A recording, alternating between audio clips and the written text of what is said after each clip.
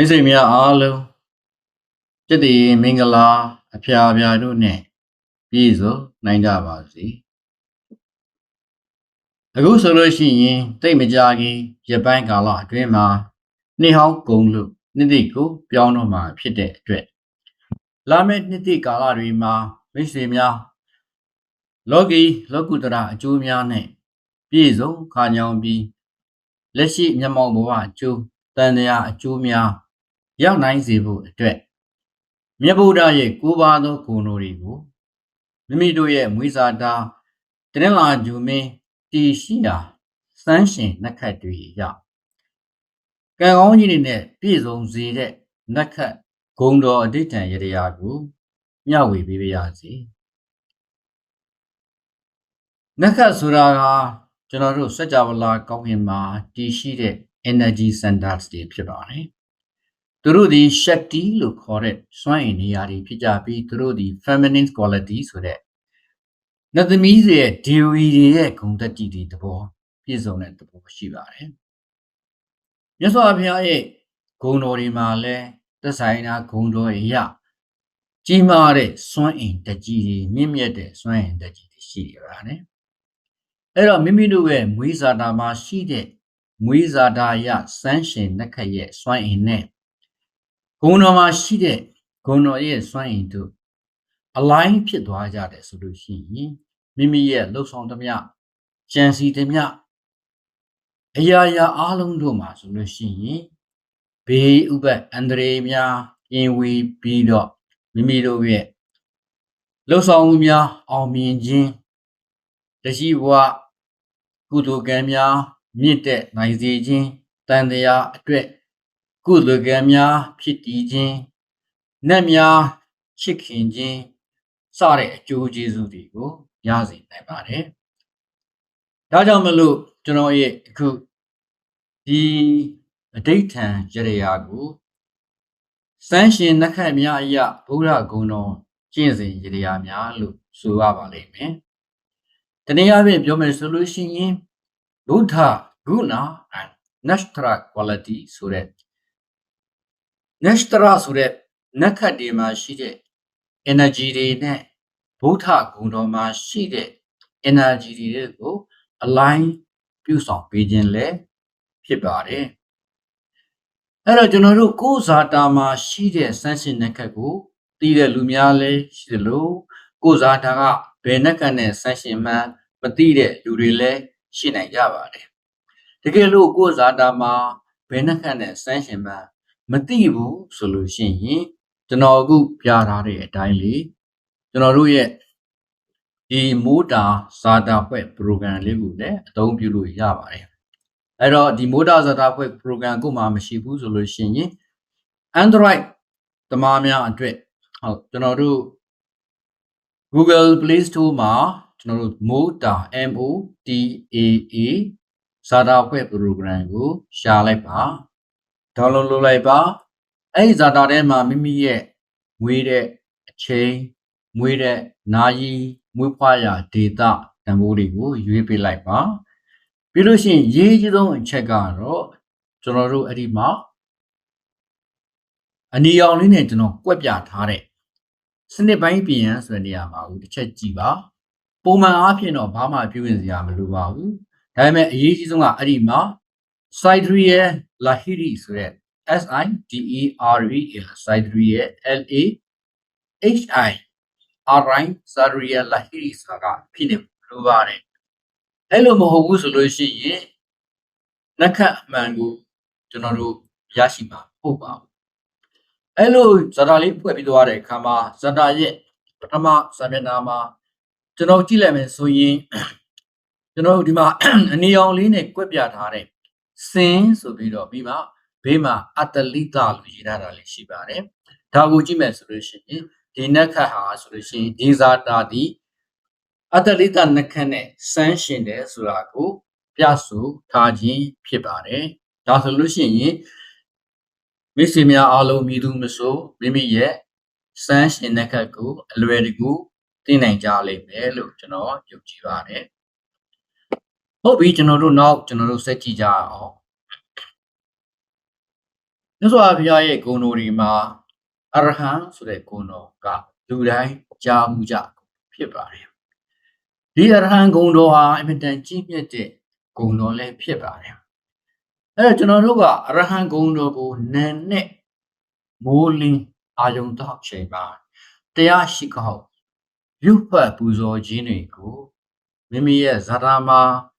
အတဝဏီနက္ခပိုင်ရှင်တွေမာဂနက္ခပိုင်ရှင်တွေမူလနက္ခပိုင်ရှင်တွေ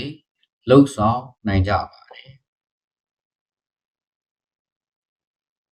အတဝဏီနက္ခမာဂနက္ခမူလနက္ခဒီနက္ခတည်းရဲ့ shakti တွေဟာဆိုလို့ရှိရင်တနည်းအားဖြင့်ဒီနက္ခတည်းရဲ့ energy တွေဟာဆိုလို့ရှိရင်အတိတ်ကံတွေကိုဖယ်ရှင်းအမြစ်ကိုတူးဆွနှုတ်ပဲမတန့်စင်ခြင်းတွေကိုတန့်စင်ခြင်းပြုကြရတဲ့ shakti energy တွေဖြစ်နေကြတဲ့အတွက်မြတ်စွာဘုရားရဲ့အရဟံဂုဏ်တော်ကလည်းကိလေသာညစ်ကြေးတွေကိုပယ်ရှင်းနှုတ်ပယ်တဲ့ဂုဏ်တော်ဖြစ်နေတဲ့အတွက်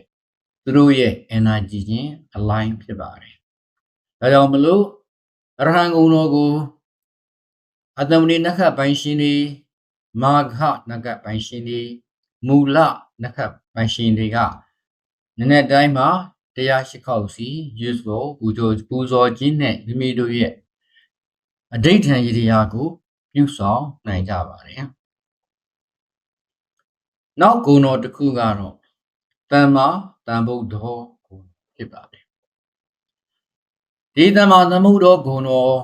နာနဲ့မှာတရားရှိခောက်ပူဇော်ကျွတ်ဖတ်ခြင်းကိုကရတိကာလို့ခေါ်တဲ့ကျက်တိခါနက္ခပိုင်ရှင်များဝိသခာလို့ခေါ်တဲ့ဝိတာခာနက္ခပိုင်ရှင်များဥဒရာအစာထားလို့ခေါ်တဲ့ဥဒရာတန်နက္ခပိုင်ရှင်များအနေနဲ့လှုပ်ဆောင်နိုင်ကြပါတယ်ဒီနက္ခတွေရဲ့သဘာဝရှက်ကီမှာဆိုလို့ရှိရင်ကြည်လင်ခြင်းကောင်းစွာဆုံးဖြတ်နိုင်ခြင်းပန်ကန်သောအမြင်ရှိခြင်းဆိုတဲ့ energy ရှက်တီတွေရှိနေကြပြီးတမ္မာသမုဒ္ဒဂုဏ်တော်ဟာအနက်အဓိပ္ပာယ်အားဖြင့်သိစရာအလုံးစုံတို့ကိုအမှန်အတိုင်းကိုယ်ပိုင်ဉာဏ်ဖြင့်သိတော်မူသောမြတ်စွာဘုရားမဖောက်မပြန်တရားဘူးဉာဏ်ဖြင့်ကိုယ်တော်တိုင်းသာအလုံးစုံသောတရားတို့ကိုသိတော်မူပြီးသောမြတ်စွာဘုရားလို့ဆိုလိုတာဖြစ်တဲ့အတွက်တမ္မာသမုဒ္ဒဂုဏ်တော်မှာရှိတဲ့ကြီးမြတ်တဲ့စွမ်းအင်တကူတွေနဲ့နက္ခတ်ပိုင်ရှင်တွေမှာရှိတဲ့တဘာဝရှက်တီတွေနဲ့ဒီညီညွတ်မျှတအလိုင်းကြနေရှိပါတယ်။ဒါကြောင့်မလို့တမ္မာသမုဒ္ဒဂုဏ်တော်ကိုနာနဲ့တရားရှိခောက်ရွတ်ဆိုတဲ့လူများကတော့ယတိကာနက္ခတ်ပိုင်ရှင်တွေဝိတာခာနက္ခတ်ပိုင်ရှင်တွေဥဒရတံနက္ခတ်ပိုင်ရှင်တွေဖြစ်ကြပါတယ်နောက်တစ်ခုကတော့ဝိဇာစရဏတံပန်တော်ဆိုတဲ့ဂုဏ်တော်ဒီဂုဏ်တော်ဟာဆိုလို့ရှိရင်ဝိဇာ3ပါးဝိဇာ10ပါးစရဏ15ပါးဆိုတဲ့ဝိဇာဆိုတဲ့အတိတရားစရဏတနည်းအားဖြင့်တက္ကရာဘာသာနဲ့ဆိုရင်ကျရဏဆိုတဲ့အကျင့်တရားတွေနဲ့ပြည့်စုံတော်မူသောမြတ်စွာဘုရားဆိုတဲ့တကူတော်ဘုံတော်ရှိပါတယ်ဒီမှာစွန့်ရင်ဒီလိုစွန့်ရင်ကြီးတွေရှိနေပါတယ်တစ်ဖက်မှာကနက္ခပိုင်ရှင်တွေအနေနဲ့ဆိုလို့ရှိရင်ရောဟိနီနက္ခပိုင်ရှင်တွေဟတ္တနက္ခပိုင်ရှင်တွေအနုရာထနက္ခပိုင်ရှင်တွေဆိုလို့ရှိရင်ဒီနက္ခတွေရဲ့တဘာဝမှာကကျွမ်းကျင်ခြင်းတွေဘေးကင်းရာကိုရှောင်လန်းခြင်းဉာဏ်ပညာကိုအသုံးချခြင်းဆိုတဲ့ Shakti energy တွေရှိနေပါတယ်။ဒါကြောင့်မလို့ဒီနက္ခတွေရဲ့ energy တွေနဲ့ဝိဇာစရဏတံပန္နဆိုတဲ့ဝိဇာဟူသောအတ္တိတရားစရဏဟူသောအကျင့်တရားနဲ့ပြည့်စုံတော်မူသောမြတ်စွာဘုရားဆိုတဲ့ အသိနဲ့အကျင့်တွေပြည့်စုံခြင်းဆိုတဲ့အဓိပ္ပာယ်စွမ်းရည်တို့ align ဖြစ်နေကြပါတယ်ဒါကြောင့်မလို့ရောဟိနီနက္ခတ်သမားများဟတ္တရနက္ခတ်သမားများအနုရထနက္ခတ်သမားများဟာဝိဇာစရဏတံပန္နဝိဇာစရဏတံပန္နောဂုံတော်ကိုနည်းနည်းတရားရှိခေါက်ရွတ်ဖတ်ပူဇော်နိုင်ကြပါတယ်နောက်တစ်ခုကတုကတော်ဂုံတော်တုကတော်တုကရမြည်သောဂုံတော်ဒီတုကတော်ဂုံတော်ကိုနည်းနည်းတရားရှိခေါက်ရွတ်ဆိုပူဇော်ခြင်းကိုပုဏ္ဏဗာစုနက္ခတ်ပိုင်ရှင်တွေသွားတိနက္ခတ်ပိုင်ရှင်တွေရဝတိနက္ခတ်ပိုင်ရှင်တွေအနေနဲ့လှုပ်ဆောင်နိုင်ကြပါတယ်ပုဏ္ဏဗာစုနက္ခတ်ကိုတခါတလေမှာပုဏ္ဏဝါစုလို့ရေးတယ်တခါတလေမှာပုဏ္ဏဖုတ်ရှလို့ရေးတတ်ကြပါတယ်အမှန်ကပုဏ္ဏဗာစုရေးပုဏ္ဏဝါစုရေးပုဏ္ဏဖုတ်ရှရေးအတူတူကိုပြောတာဖြစ်ပါတယ်ပြီးရင်သွားတိနက္ခတ်ပြီးရင်ရဝတိနက္ခတ်ဒီနက္ခတ်ရဲ့သဘာဝမှာဆိုလို့ရှိရင်ရေလျာသွားလာခြင်းဘေးကင်းရာရှောက်လှမ်းခြင်းနိဗ္ဗာန်လမ်းမှန်သို့ဥတည်ခြင်းဆိုတဲ့ energy တွေရှိနေကြပြီးတုကတော်ဆိုတဲ့တုကတဂုဏ်တော်မှာကောင်းသောစကား6ခုမှာနှခုံးကိုသာစူတော်မူသောမြတ်စွာဘုရားလာခြင်းကောင်းတော်မူသောမြတ်စွာဘုရားနိဗ္ဗာန်သို့ကောင်းစွာကြွသွားတော်မူသောမြတ်စွာဘုရားဆိုတဲ့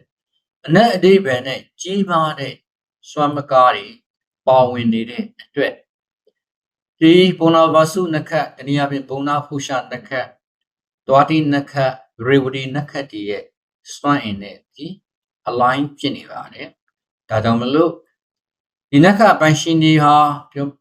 တုကတော်ဂုံတော်ကိုနည်းနည်းတရားရှိခေါက်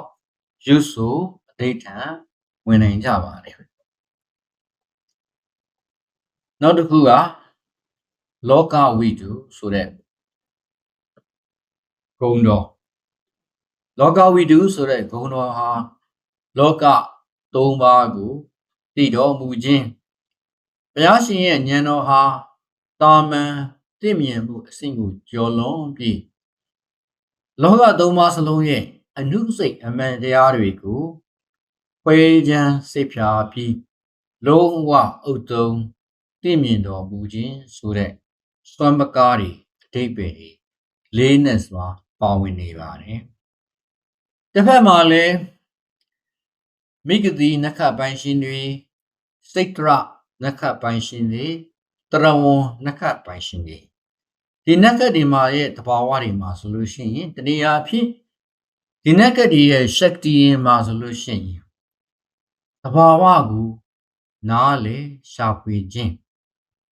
တန်ထန်တို့ကိုစိတ်ဝင်စားနားလေခြင်းလေးလာသင်ယူခြင်းဆိုတဲ့ shakti energy တွေရှိနေကြပါတယ်ဒါကြောင့်မလို့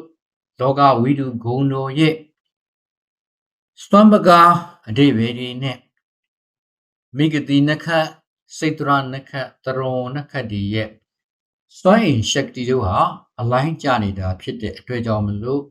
မိဂတိနက္ခတ်ပိုင်ရှင်တွေစိတ်တရနက္ခတ်ပိုင်ရှင်တွေတရောနက္ခတ်ပိုင်ရှင်တွေကလောကဝိတုဂုံတော်ကို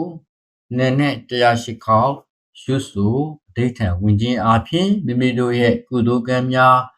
မြင့်မားပြီးမကောင်းသောအကုသိုလ်ကံများလွင့်ပါပယ်ပြောက်စေမှာဖြစ်ပါတယ်နောက်တစ်ခုကအနုတ္တရောပုရိသဓမ္မတာရတိဆိုတဲ့ဂုဏ်တော်အနုတ္တရောပုရိသဓမ္မတာရတိဆိုတာကသုံးမထိုက်သောတတ္တဝါတို့ကိုအရင်အကျေးဆုံးဖြစ်အောင်ဆုံးမပြည့်ပြင်တတ်သောမြတ်စွာဘုရားလို့အနက်အဓိပ္ပာယ်ရှိပါတယ်တစ်ဖက်မှာလည်းဗရဏီနက္ခတ်ပိုင်ရှင်များဇေထတနည်းအားဖြင့်ဇိထဆိုတဲ့ဂျေစတာနက္ခတ်ပိုင်ရှင်များပြီးရင်ပုဗ္ဗပရတ္ထပါဒလို့ခေါ်တဲ့ပြုတ်ပဗရပိုက်နက္ခတ်ပိုင်ရှင်များမှာသူတို့ရဲ့စွမ်းအင် energy တွေကခက်ခဲတာတွေကိုက ကိုင်တွယ်ဖြည့်ရှင်းရခြင်းပြင်းထန်ခြင်းအချိုးမကန်ရသေးတဲ့စွမ်းအား energy ending force တွေရှိနေကြပြီးတော့အနုတ္တရပုရိသဓမ္မတာရတိကိုတော်ကဆုံးမထိုက်သောတတ္တဝါတို့ကိုအရင်ကြီးဆုံးဖြစ်အောင်ဆုံးမပေးပြင်တော်မူတတ်သောမြတ်စွာဘုရားဆိုတဲ့အနက်အဓိပ္ပာယ် energy တွေရှိတဲ့အတွက်ကြောင့်မလို့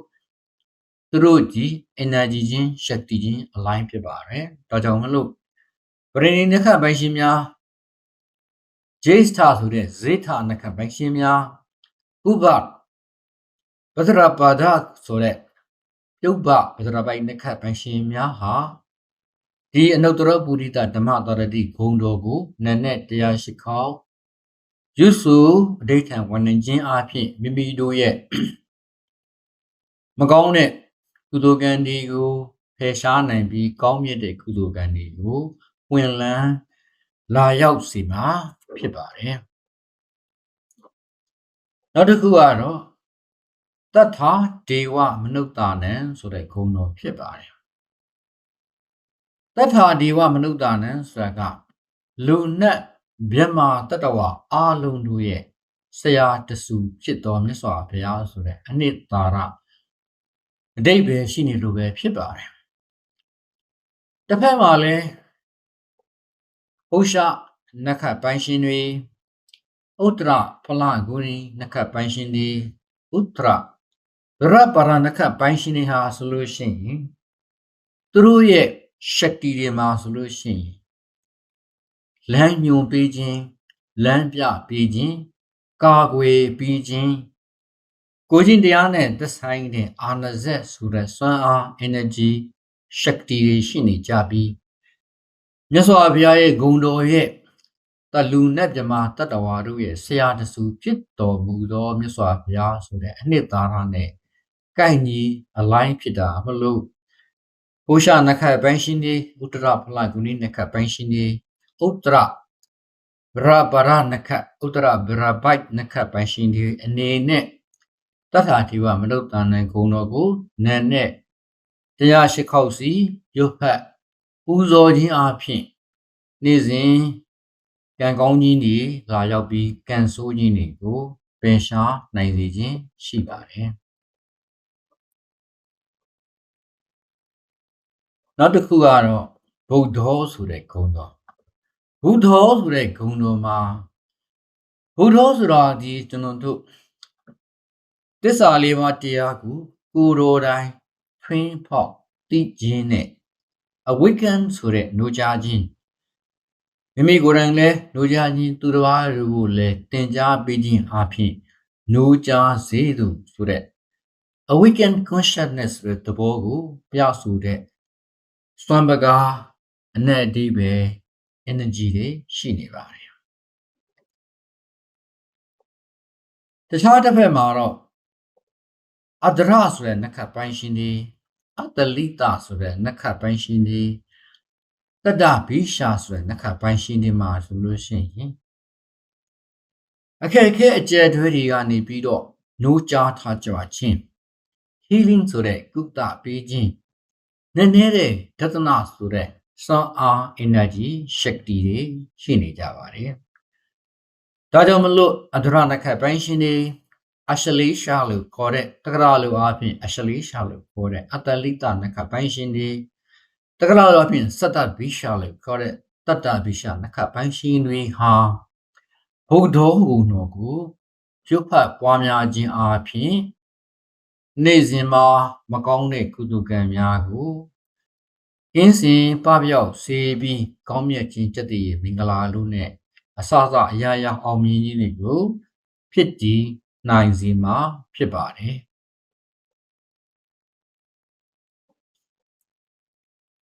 နောက်တစ်ခုကဘဂဝါဂုဏ်တော်ဖြစ်ပါတယ်ဘဂဝါဂုဏ်တော်ဆိုတာကဘုန်းတော်6ပါးနဲ့ပြည့်စုံတော်မူသောဘုန်းကံပါရမီရှိတော်မူသောမြတ်စွာဘုရား the complete excellence လို့ခေါ်တဲ့စွမ်းပကားတွေရှိနေတဲ့မြတ်စွာဘုရားလို့အဓိပ္ပာယ်ရပါတယ်ခြားတဲ့ဘက်မှာဆိုလို့ရှိရင်လည်း ပြုတ်ပါဖလဂုဏီနက္ခတနည်းအားဖြင့်ပုရ္ဗဖဂုဏီဆိုတဲ့နက္ခပိုင်ရှင်တွေဒနိရှထာလို့ခေါ်တဲ့ဒနသိဋ္ဌနက္ခပိုင်ရှင်တွေပရဗအစာထားလို့ခေါ်တဲ့ပြုတ်ပါတန်နက္ခပိုင်ရှင်တွေအနေနဲ့ဒီနက္ခတွေရဲ့သဘာဝမှာပြည့်စုံကုန်လုံးခြင်းတောက်ပါထုံးလင်းခြင်းစန္ဒပြေဝခြင်းဆိုတဲ့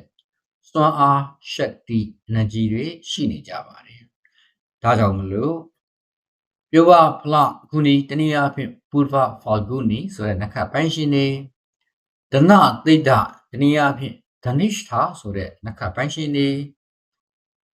ပြုတ်ပါတန်တက္ကရာလိုအားဖြင့်ပုရ္ဗရှာထာလို့ခေါ်တဲ့နက္ခပိုင်ရှင်တွေအနေနဲ့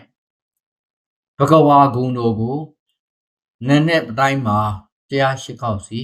ရုပ်ဖတ်ပူဇော်ခြင်းအပြင်မိမိတို့ရဲ့မကောင်းတဲ့အကုသိုလ်ကံတွေလွင့်ပါဖယ်ရှားပြီးကောင်းမြတ်တဲ့တည်မင်္ဂလာတွေအောင်မြင်ခြင်းတွေကိုရရှိနိုင်ကြပါတယ်အဲဒီတော့နောက်ဆုံးအနေနဲ့ကျွန်တော်တို့လောကစမစတသုခိနောဘဝန္တုဆိုတဲ့မေတ္တာမူလေးကိုကျွန်တော်ရှင်းပြပါရစေတကယ်တမ်းကလောကဆိုတာကိုကျွန်တော်တို့ရှုထောင့်တစ်ခုကနေကြည့်မယ်ဆိုရင်ယုတ်တုလောကဆိုတဲ့ဩကာသလောကတတ္တဝါတွေရှင်သန်နေကြတဲ့တတ္တလောကပြောင်းလဲခြင်းတုံ့ပြန်ခြင်းတွေဖြစ်နေကြတဲ့သင်္ခါရလောကဆိုတဲ့လောက၃ပါးတခြားချက်ပြားတွေဘက်ကနေကြည့်မယ်ဆိုရင်လဲလူတွေရဲ့လူသားတွေရဲ့ပညာရေးလောကမိမိတို့ရဲ့ဝါသနာပါရာရှင်သန်နေကြတဲ့လောကတွေအမျိုးမျိုးမိမိတို့ရဲ့သက်မွေးလှုပ်ဆောင်မှုတွေနဲ့ရှင်သန်နေကြရတဲ့ဘဝလောကတွေမျိုးစုံစတာတွေကိုလည်းလောကရဲ့အတိတ်ဘက်မှာတွေ့မြင်ကြမှာဖြစ်ပါတယ်ဒီလောကမှာမိမိတို့တွေအခိုက်အတန့်လေးရှင်သန်လူဖြစ်လာကြရတယ်မိမိတို့နဲ့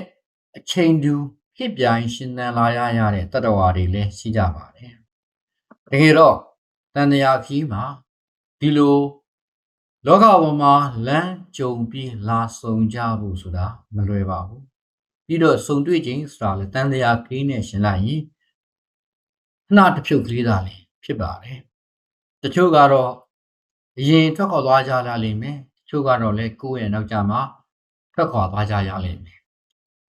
ရှင်သန်နေခြင်းလေးမှာလည်းတချို့သောတခြားရှင်သန်တွေနဲ့တိုက်ဆိုင်လို့သာကြုံတွေ့ကြရတာဖြစ်ပါတယ်သားသမီးနဲ့မိဘဆရာနဲ့တပည့်ချစ်သူနဲ့မုန်းသူမိတ်ဆွေနဲ့ရန်သူဆိုတဲ့ relationship မျိုးစုံနဲ့ကျွန်တော်တို့စုံတွေ့ကြရတယ်တကယ်တမ်းကသမုဒ္ဒရာချက်ကရေပွက်ကလေးတစ်ခုလိုပါပဲခဏလေးအပေါ်မှာဆုံပြီးတော့ပြီးရင်မရှိတော့ကြပါဘူးဒီလိုအတူတွေ့ဆုံကြတဲ့ကာလဘာကိုဆုံတွေ့ကြတဲ့တတ္တဝါတွေကိုသမတတ္တာစမစတ္တာဆိုပြီးတော့အတူရှင်တွဲနေကြတဲ့တတ္တဝါတွေလို့ခေါ်ပြီးဒုက္ခိနောဘဝန္တုချမ်းသာခြင်းဖြစ်ကြရပါစေချမ်းသာခြင်းဖြစ်ကြပါစေလို့မေတ္တာပို့ပေးခြင်းဖြစ်ပါတယ်ဒါကြောင့်မလို့ကျွန်တော်တို့ကြုံဆုံခိုက်လေးတွေမှာကျွန်တော်တို့ချမ်းသာခြင်းဖြစ်ကြဖို့အတွက်မေတ္တာပြီးအမြဲတမ်းမေတ္တာရှိကြဖို့လိုပါတယ်လောကသမတတ္တာဒုက္ခိနောဘဝန္တုအလုံးသောအတူနေလောကနဲ့အတူနေတတ္တဝါအပေါင်းအလုံးတို့ချမ်းသာခြင်းဖြစ်ကြပါစေ